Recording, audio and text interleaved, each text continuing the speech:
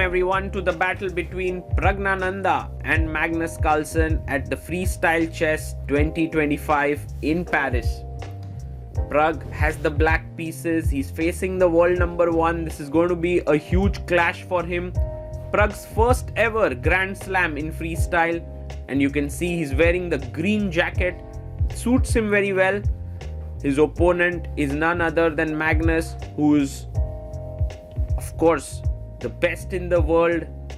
Sporting the white jacket, Magnus places it on the chair, adjusts his pieces. Pragg has beaten Magnus on several occasions, so there is no real this kind of feeling that I cannot beat him. Pragg is going to go all out against Magnus. You can see the pieces: knight, bishop, knight, rook, queen, king, bishop and rook. It's freestyle chess. The pieces are scrambled on the back rank. Magnus takes his time for the first move and opens with c4, opening up the bishop on this diagonal. Praggnanandhaa thinks for few seconds, attacks the pawn, and now Magnus thinks for a massive 3 minutes. He's calculating whether c5, knight c4, he can give up material here. He decides against it, and after 3 minutes pushes his pawn to b3. A logical move by Magnus. d5 by Praggnanandhaa. And now Magnus, should he push the pawn? Should he take the pawn? He takes it. Okay? And Pragg can now take back. He takes back with the knight, and Magnus pushes d4. This position is very reminiscent of Grunfeld defense. And c5 played here by Pragg. Well, he's giving up a pawn. If you take here, he has bishop e5. Suddenly the knight is trapped here. Incredible how freestyle chess works. e4. Attacking the knight has to move. It goes to f4, and now Magnus can take the pawn this time, but instead he goes g3. And the knight is attacked on g3. He goes for a check. Knight comes up to d3. You can take it. Very interesting moment here. Pragg takes on d3, and now bishop takes, attacks the queen. He's taking his time, takes on d3, queen b6, now putting pressure here. You can push your pawn to d5. It makes a lot of sense. But also you can take on c5. Well, Magnus decides to push. And for white, this position looks great. If he can push f4, get the bishop out, short castle, that would be a dream situation. But Pragg instantly strikes in the center with f5. And his point being, if you take here, bishop d5, suddenly the rook is hanging. f3 played, bolstering the pawn chain in the center. And now what black wants to do is just take, bishop f7, short castle.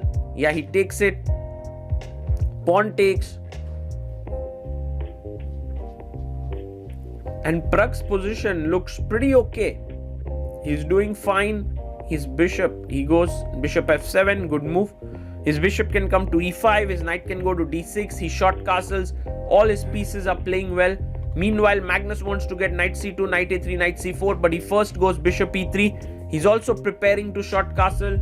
We are on move number 12. I believe both players are going to short castle on this move. Yes, Pragg short castles here. Magnus as well.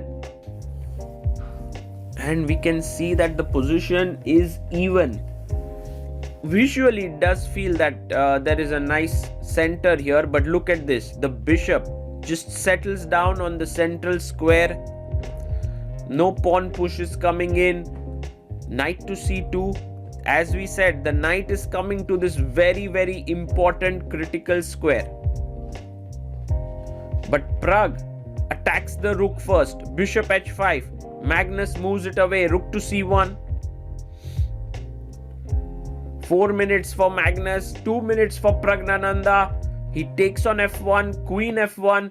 Brings the other rook to f8. black's position a picture of harmony, at least for the time being. And you can see that the queen cannot go to e2. It goes to h3, attacking the bishop. Also, the e6 square, the knight here. So the queen is very well placed. The only good move is queen g6. He finds it. Queen comes to g6. And now rook f1, offering a trade of rooks. My threat is to take and then pick up the knight on c8. So you have to be careful here. He takes on f1. Queen comes back and takes on f1. Now very important here to go knight d6. Because if bishop c5, there's bishop g3. Instead he goes b6. One small miss and bishop f4. What an amazing move. The point is you can't keep the e5 square. If you go queen f6, I have queen h3, a double attack. That's a big problem here. And if you can't keep this, I'm going to take. My central pawns are going to start rolling. Praggnanandhaa in big trouble after this move, bishop f4. He takes it. Queen takes f4. And Magnus Carlsen's central pawns all of a sudden are so huge. Knight can come to e3. He can go g4. He can go knight f5. This bishop was needed here on e5. Knight comes to d6.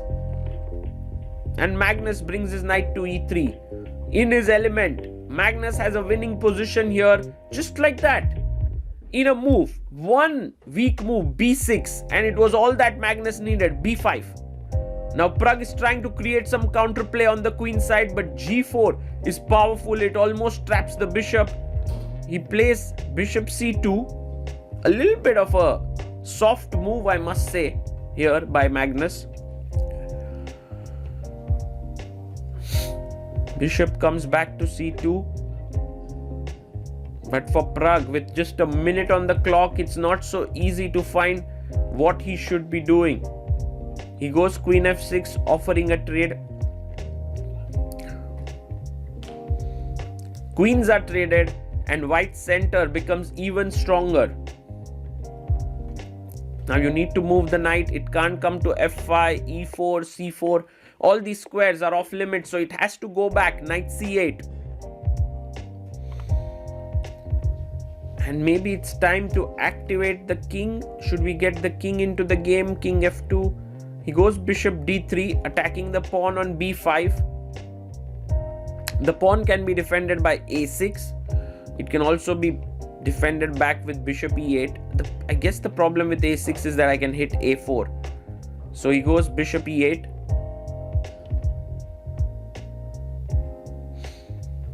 Now h4 is played. White gaining space on all sides of the board. Pragg plays his knight to b6. King f2. Look at how white pieces are so beautifully positioned with all the pawns in the center. And pushes a5. Pragg is hoping that something will give him, on the queen side, a passer will give him counterplay. King f3. Magnus is coming in with his king. Maybe he wants to create his own passer here with d6 at the right point. g6 played. And now important move, e6. Also very cool because slowly the king can go in and play for d6. But instead Magnus blunders with king e4. And in fact now Pragg has a winning move. He can go e6. And the point is, if you take, it's a checkmate here. You have to give up your knight, nothing less. But instead Pragg misses e6. He goes king f8. e6 take here would have been so strong. Black would have been so much better.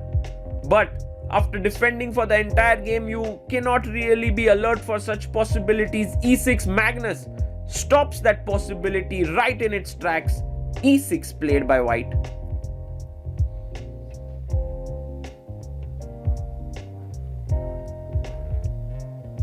And now white wants to play king e5, d6 or even f5, a4 played. Pragg is trying to liquidate.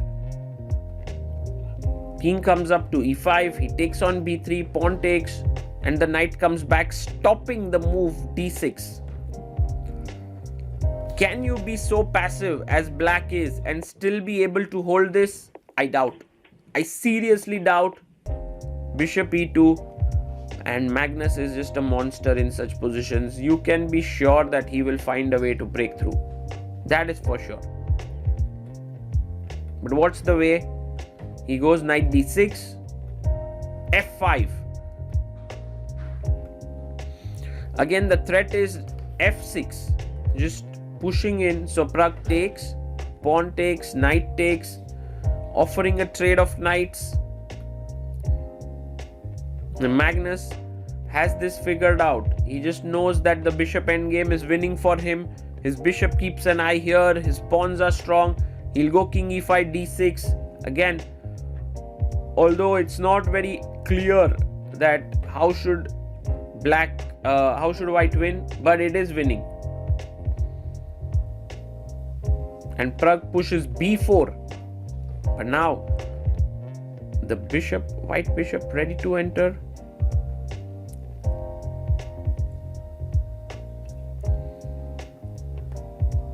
It's about to move here. And he plays bishop to b5. And now this is a big threat. d6, d7, making a queen. So bishop e8.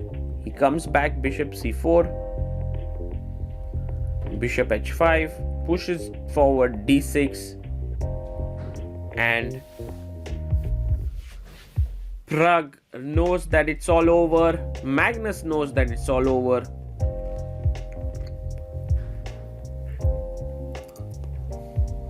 He goes king e8. The king comes to d5, attacking the pawn on c5 here.